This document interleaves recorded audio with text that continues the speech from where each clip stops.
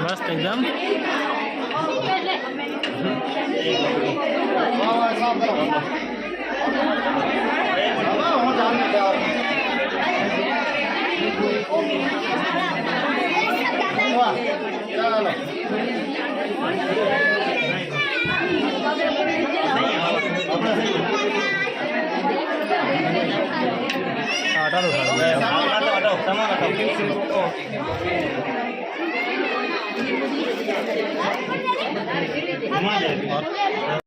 बहुत बढ़िया, बहुत बढ़िया, बहुत खुशी हो रही है।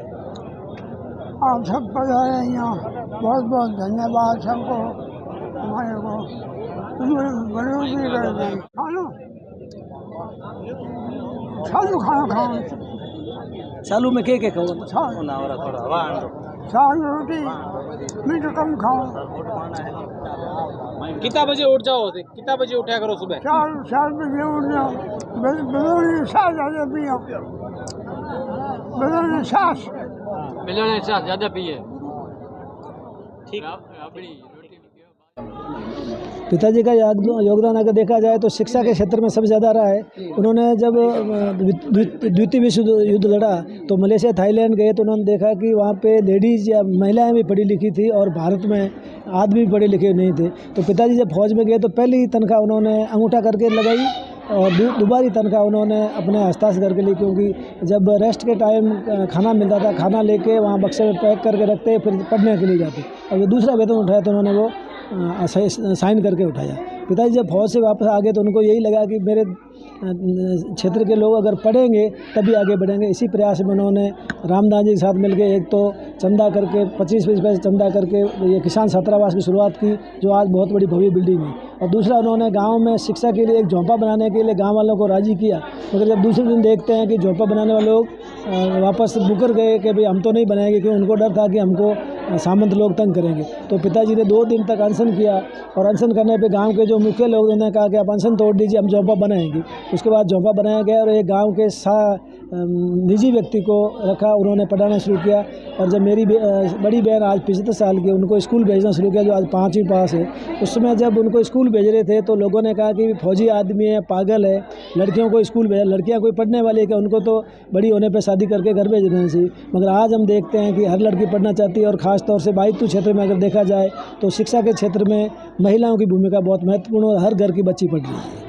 और आज जो जन्मदिन का कार्यक्रम रखा गया है, मेरे लिए बहुत खुशी की बात है कि हमने बहुत कम समय में लोगों को आमंत्रित किया और बहुत बड़ी संख्या में लोग आए। ये मेरे लिए बहुत बड़ा दिन है। अच्छा, और मैं जी आपके पिताजी ने 107 वर्ष की उम्र ली है, क्या उनके स्वास्थ्य का राज है और आप पूरा परिवार किस प्रकार से देखभाल करते हैं?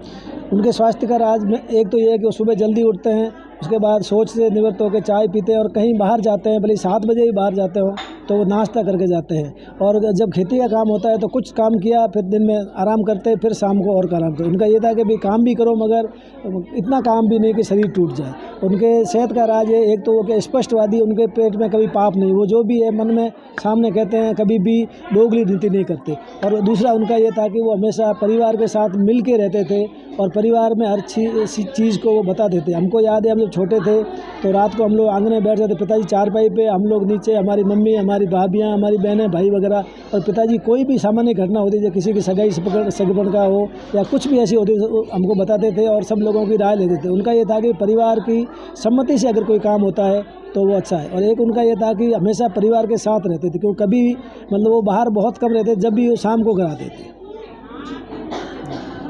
इस प्रकार उनका ये था कि परिवार सबसे महत्वपूर्ण है, क्योंकि परिवार अगर नहीं है तो आप कितनी भी धन दौलत कमा दो, बिना परिवार के किसी की कोई कीमत नहीं है।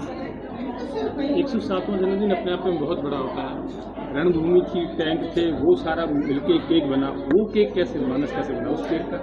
ये हमारे जो युवा लोग हैं, जो पिताजी के जो पोते हैं, उन्हीं लोगों का ये आइडिया था। उन्हीं लोगों ने तय किया। हमको तभी जब देखने पता चला, हमने कहा भी आपके जो दिमाग में, और देखा जाए तो ये जो कार्यक्रम है, जन्मदिन का कार्यक्रम पूरा युवाओं के हाथ में है। मैं कुछ भी नहीं कर रहा हूँ, मैं तो केवल खड़ा हूँ, लोगों को अभिवादन करके खड़ा हूँ। बाकी मुझे कुछ भी पता नहीं है कि कौन क्या कर रहा है, कैसे। सब कुछ मेरा बेटा वैभव, जिसको हम हैप्पी भी कहते हैं, उसके नेतृत्व में युवा टीम पूरी कर रही है।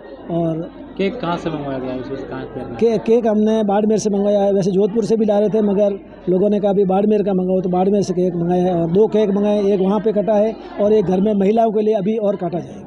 लोगों का कितना प्यार देखने को मिल रहा है? लोगों का प्यार इतना ज़्यादा है कि वास्तव में इनको शब्दों में व्यक्त नहीं कर सकता। आज सुबह मुझे एक वीडियो मिला कालेवा के बाबूलाल जी गोदारा का, वो वास्तव में मेरी आंखों में आंसू लाने के समान था। लोगों को इतना प्यार है कि जिसकी वास्तव में कल्पना नहीं कर सकता। और मैं सब लोगों को धन्यवाद दूंगा कि उन्होंने इतना स्नेह और प्रेम हमारे परिवार और ख़ास तौर से मेरे पिताजी के प्रति प्रदर्शित किया।